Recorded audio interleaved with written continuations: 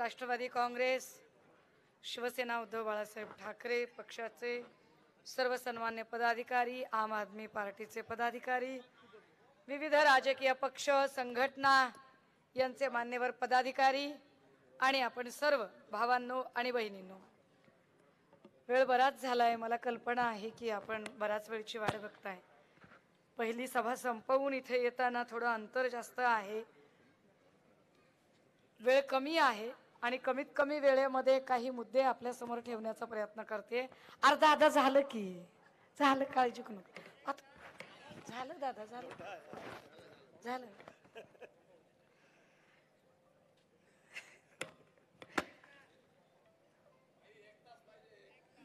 नाही, मला 2 तास बोलायला काही अडचण नाही हो. भाजपवाल्यांचं लय दुखत आहे, काय करायचं. मला काय प्रॉब्लेम नाही, मी 2 तास बोलेन. अडचण काय आहे की आपल्याला आचारसंहिता पाळायची, ती आपण पाळली पाहिजे, भलेही समोरच्यांनी पाळो किंवा न पाळो. मी येण्याच्या आधी काहीतरी राजू पारवेंच्या बद्दल वगैरे बोलणं चाललेलं होतं. मला काही त्यांच्यावर फार बोलायची इच्छा नाही, बोलावंसं वाटत नाही. कारण आपण एखाद्याबद्दल बोलायचं असेल तरी आपण कर्तृत्ववान लोकांबद्दल बोलावं. आता काही सांगायलाच काही नाही कर्तृत्व, तर काय बोलायचं आपण. त्यामुळे आपण ते न बोललेलं बरं.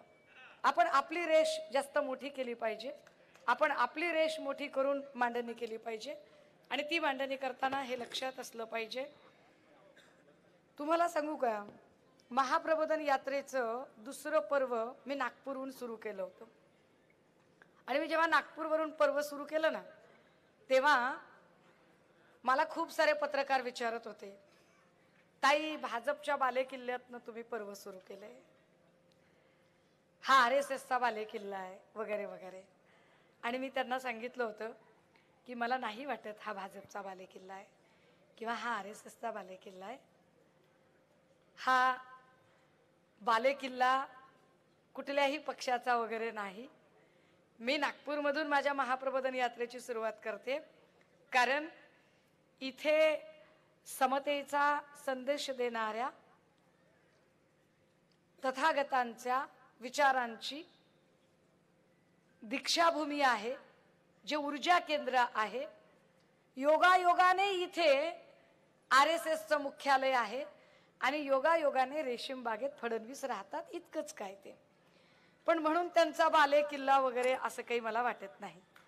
त्याचं कारण काय माहिती का राजे हो, युद्ध आधी मनात जिंकलं जातं, मग रणांगणात. आधी आपल्या मनात आपण युद्ध जिंकायची तयारी ठेवूया. डोक्यातला हा गैरसमज किंवा हा इन्फिरिटी कॉम्प्लेक्स काढून टाकूया की भाजपच्या विरोधात लढता येईल का. तर होय, भाजपच्या विरोधात लढता येतं. भाजपच्या विरोधात जिंकू शकू का? अलबत आपण भाजपच्या विरोधात जिंकू शकतोय, जिंकणारच आहोत, हे पक्क लक्षात ठेवा. आता का जिंकणार आहोत आणि का जिंकायचं आहे त्याची कारणं नीट समजून घ्या. मला काही म्हणजे असं काही पुढारी लोकांच्या सारखं भाषण करता येत नाही. माझं काही पुढारी पिंड नाही आहे. मी काही खोटं बोलू शकत नाही, मी काही आश्वासनं देऊ शकत नाही, मी काही ते भाई और बहनों मैं आपको विश्वास दिला हे असलं काही मी बोलू शकत नाही. आपण खरी माणसं आहोत, आपल्याला असलं काही जमत नाही. आपलं कसं ओपन किचन आहे, जे शिजतं ते दिसतं. इष्ट असेल ते बोलणार, साध्य असेल ते करणार, जे तत्वात बसतं तेवढंच सांगणार. आणि माझ्या तत्वात एवढंच बसतं की लिहावे कसे, बोलावे कसे, चालावे कसे, जगावे कसे, मरावे कसे, पुरावे कसे, या प्रत्येक गोष्टीचा कायदा जो लिहिला गेला.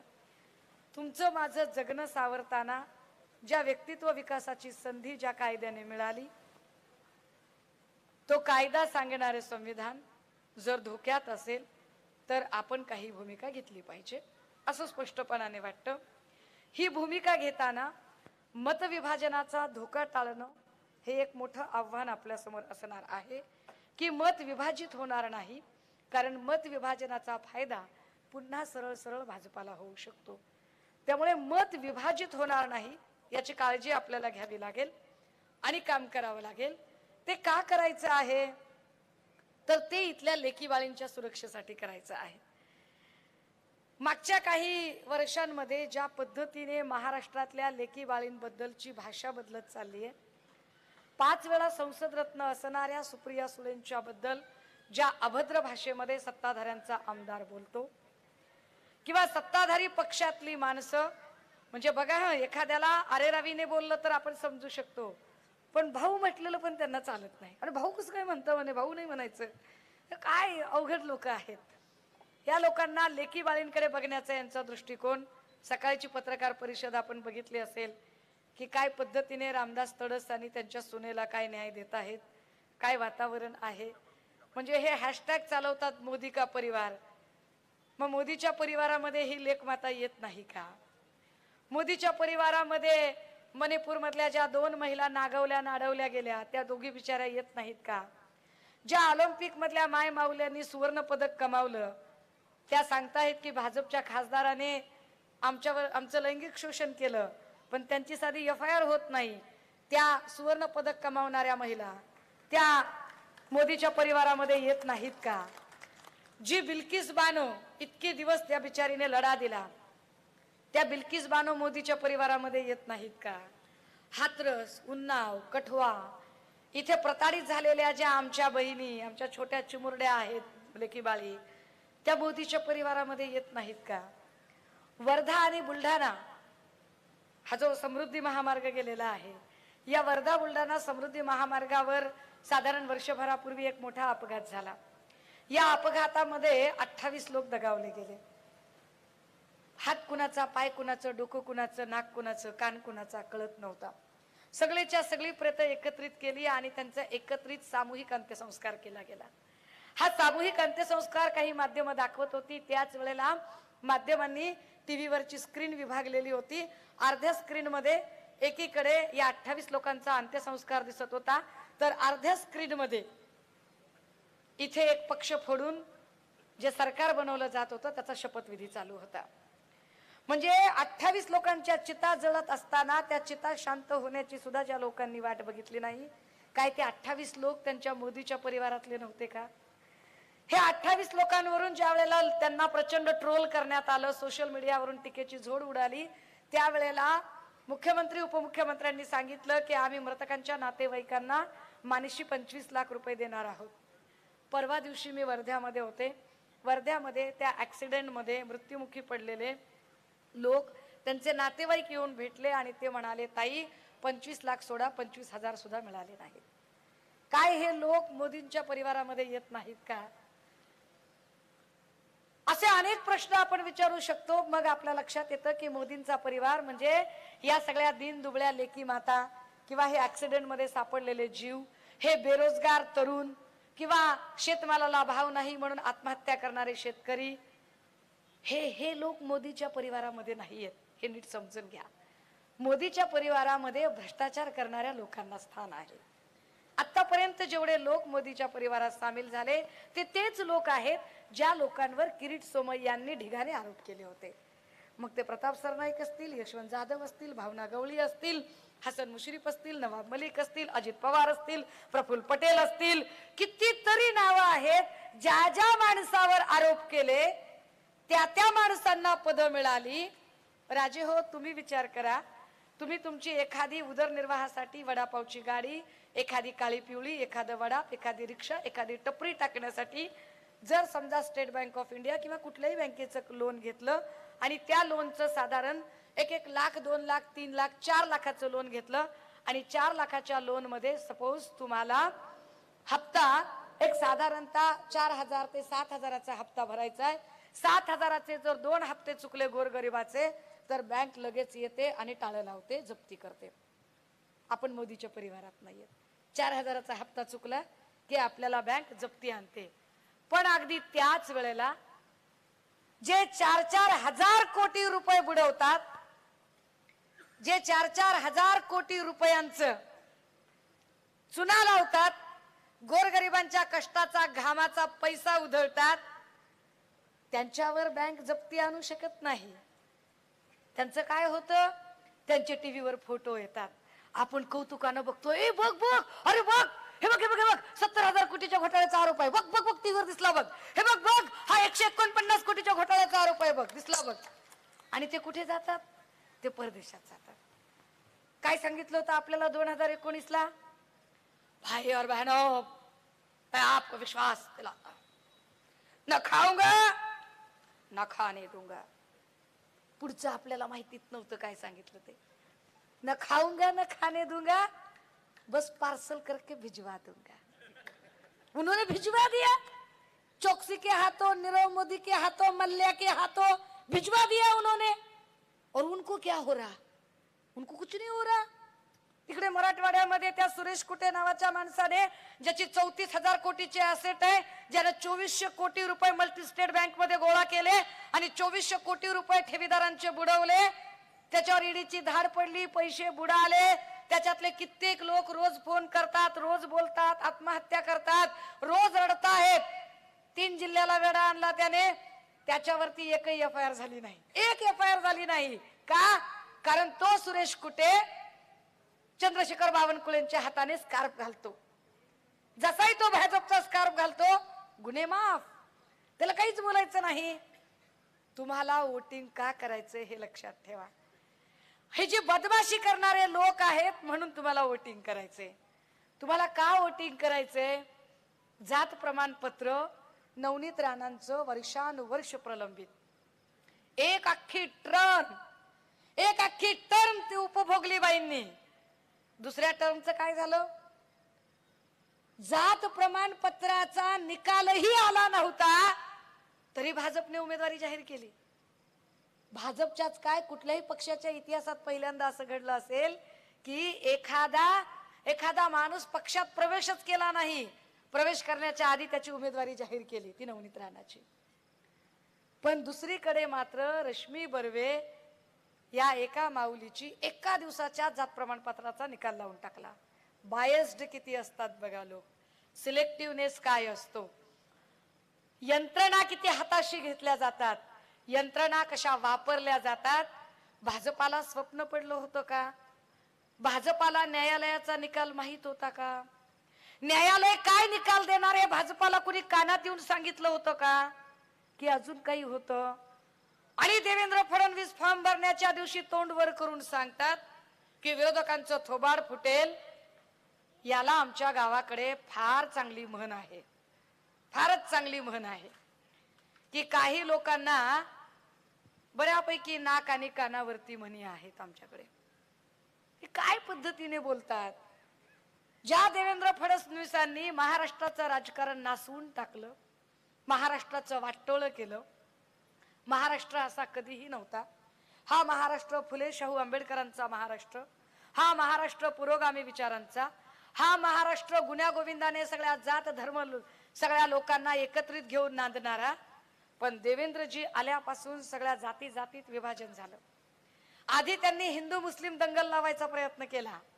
वेगवेगळे चित्रपट, वेगवेगळ्या फायली, वेगवेगळ्या काय लव जिहाद, कायच्या काय मुद्दे काढले आणि हिंदू मुस्लिम दंगल लागेल अशी परिस्थिती निर्माण केली. राणे, राणा, कंबोज ही सगळी ब्रिगेड आठवून बघा. जाणीवपूर्वक मुस्लिम विरोधी गरळ ओकत होती, जाणीवपूर्वक अशी भाषणं करत होती की ज्या भाषणांमधून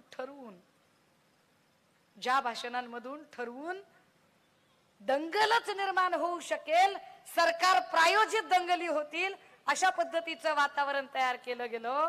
येतो भला हो की मुस्लिम भाई या सगळ्या लोकांनी कमालीचं सामंजस्य दाखवलं, कमालीची सहनशीलता दाखवली आणि चिथावणीखोर भाषणाला अजिबात बळी न पडता त्यांनी कितीही भाजपाने आती वागायचं ठरवलं तरी एकाही मुस्लिम भावाने त्याला प्रतिसाद दिला नाही. मग जेव्हा भाजपाईंच्या लक्षात आलं की हिंदू मुस्लिम दंगलच होत नाही, त्यांनी दुसरा डाव केला, मराठा ओबीसी वाद निर्माण करायचा प्रयत्न केला. आता मराठा ओबीसी वाद पोलरायझेशन करायचा प्रयत्न केला की ते पोलरायझेशन करून निवडणुका जिंकता येतात का? राजे हो, हे नीट समजून घ्या. मोदी जेव्हा येतात, मोदींच्या उपस्थितीमध्ये मोदींच्या समोर सुधीर मुनगंटीवार जे शब्द वापरतात त्याचा मी पुनरुच्चार करू शकत नाही. सुधीर मुनगंटीवार ज्या भाषेत बोलतात ती भाषा कुठल्याही लेकी बाळीला, सुनांना, कुठल्याही बहिणींना ती ऐकाविषयी वाटणार नाही इतकी किळसवाणी भाषा, स्त्री मनाला लज्जा उत्पन्न होणारी भाषा. आचारसंहितेचे कॅमेरे नुसते बघत राहतात, पण एकाची हिंमत होत नाही ना निवडणूक अधिकाऱ्याची हिंमत होत नाही की विनयभंगाचा गुन्हा दाखल करावा त्यांच्यावर. हा आमचा विनयभंग आहे सगळ्या महिलांचा. ज्या पद्धतीची भाषा सुधीर मुनगंटीवारांनी केली, हा इथल्या महिलांच्या मान सन्मानाचा भंग आहे. पण निवडणूक अधिकारी त्याच्यावर गुन्हा दाखल करत नाही. एक नितेश राणे सारखा पोरगा उठतो आणि तो सांगतो, ए काय करायचं ते करा रे. आपला बाप सागर बंगल्यावर बसलाय. मस्ती किती आहे बघा. काय करायचं ते करा, आपला बाप सागर बंगल्यावर बसलाय. मला प्रश्न पडला, काय म्हणलं, माझ्या माहितीप्रमाणे नारायण भाऊ तर कणकवलीत राहतात, हे सागर बंगल्यावर कसं काय म्हणायलंय. मी बघितलं सागर बंगल्यावर कोण राहते, तर तिकडे तर देवेंद्र भाऊच राहतात. काय वाटलं असेल बरं नारायण भाऊच्या विजीवाला. मस्ती किती आहे बघा. पोलीस आले आणि भाषण रेकॉर्ड करायला लागले तर नितेश राणे सांगतो, काय रेकॉर्ड करायचं ते करा रे, काय करणार आहात, फार फार तर बायकोला जाऊन व्हिडिओ दाखवाल. भाषा काय, माज किती आहे, चरबी किती आहे. पोलिसांचीही भीती वाटत नाही. एकही पोलीस स्वाभिमानाने पुढे येत नाही आणि नितेश राणेच्या विरोधात गुन्हा दाखल करत नाही. आपण आपल्या हक्कासाठी सरकारी कार्यालयात गेलो तर लगेचच सरकारी अधिकारी आपल्यावर 353 टाकायची भाषा करतात, आपल्यावर 353 टाकतात. परंतु जे पोलीस ड्युटी बजावतायत एका अर्थाने त्यांच्या ड्युटीला प्रभावित करणारी भाषा नितेश राणे वापरतो. पण नितेश राणेवर 353 दाखल होत नाही. म्हणजेच ही दडपशाही आहे, ही हुकुमशाही आहे. या हुकुमशाहीच्या विरोधात लढायचं असेल तर 19 तारखेला मतदान भाजपला पाडण्यासाठीच करावं लागेल. हे दडपशाहीच्या विरोधात करायचं असेल तर. ही दडपशाही आणि ही हुकुमशाही अगदी बिनधास्त पोलिसांचे कॅमेरे असतील तर त्यांनी समोर येऊन लावावेत. कारण माझी इच्छा आहे पोलिसांच्या आतला माणूस आणि स्वाभिमानी जीवात्मा जागा व्हावा, त्यांचा स्वाभिमान जागावा. कारण नितेश राणे जे काही बोलला तो वर्दीचा अपमान करणार बोलला, त्याच्यावर काही बोललं गेलं नाही. गलिच्छ पद्धतीच्या भाषा, गलिच्छ पद्धतीची मांडणी, जो कोणी बोलेल त्याला ईडी, सीबीआय, इलेक्शन कमिशन. बोलला की ईडी लावायची, बोलला की सीबीआय, बोलली की FIR करायचं, काहीही बोला तुम्ही. आणि म्हणून दादा हो, तुम्हाला का सांगायचं माहितीये का, तुम्ही लढू शकता. कारण मला एवढी खात्री पटली आहे, ज्यांच्याकडे चिकार पैसा आहे ना, चिक्कार माया आहे, ते मोदीच्या विरोधात लढू शकत नाही. कारण त्यांना त्यांचे डबोले वाचवायचे आहेत. ज्यांना ज्यांना डबोले वाचवायचे ते त्यांच्या सोबत गेलेत. ज्यांना कर नाही त्याला डर कसली असे तिथून लढून परत आलेत. सन्मान्य संजय राऊत साहेब असतील किंवा सन्मान्य अनिल देशमुखजी असतील, ते लढले आणि परत आले. कारण भीती नव्हती, बैमानी नव्हती, निष्कपट माणसं होती, परत आली ती. पण ज्यांना भीती होती ते मात्र शरण गेले, सरेंडर केलं त्यांनी स्वतःला. अशा सगळ्या परिस्थितीमध्ये मोदींना जर प्रश्न विचारायचे असतील, आणि हो हे जे भक्तुल्ले असतात ना, भक्तुल्ले जे सांगतात अब की बार 400 पार, काय असलं 400 पार वगैरे काही नाहीये, डोक्यातलं काढून टाका. तमिळनाडू मध्ये 0 आहेत ते, केरळ मध्ये त्यांना कुणी हात येऊ देत नाही, पश्चिम बंगालमध्ये ममता दीदीने गड राखलेला आहे, इकडे बिहारमध्ये तेजस्वी शड्डू ठोकून उभे आहेत. केजरीवालांची भीती वाटते म्हणून त्यांना आत टाकलंय. म्हणजे भाजपा बिथरलेली आहे, घाबरलेली आहे. 400 पार हा फक्त माइंड गेम आहे, अजिबात असं काही नाहीये.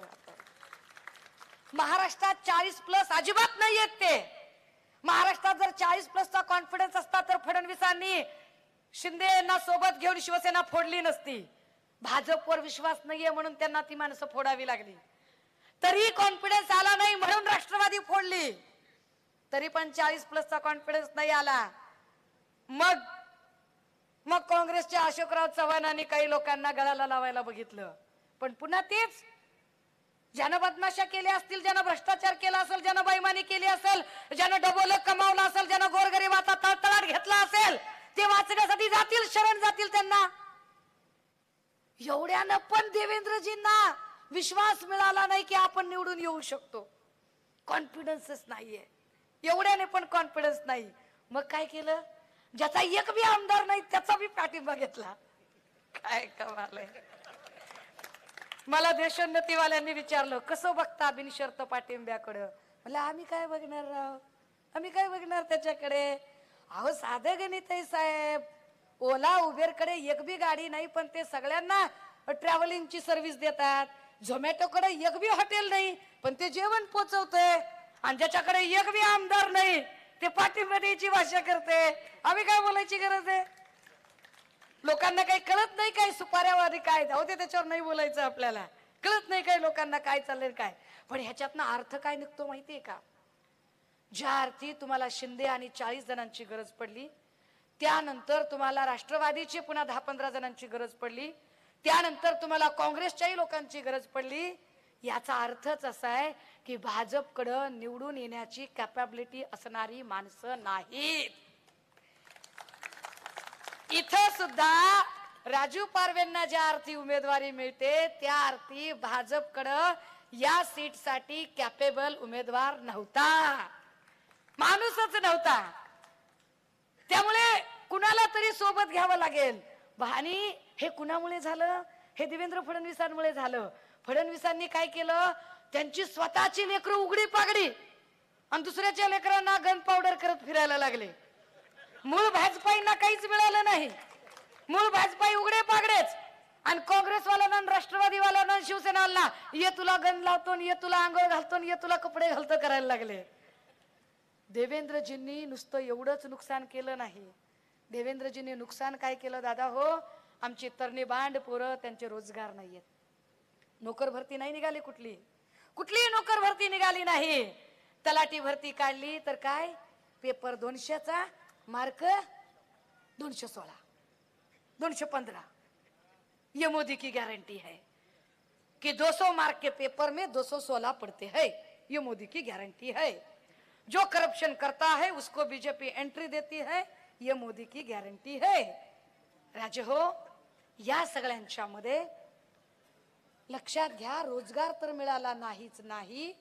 According to Indian constitution chapter 4 as per directive principle, state should be take care of each and every bread and butter. राज्याने जनतेच्या ब्रेड बटरची काळजी घेतली पाहिजे.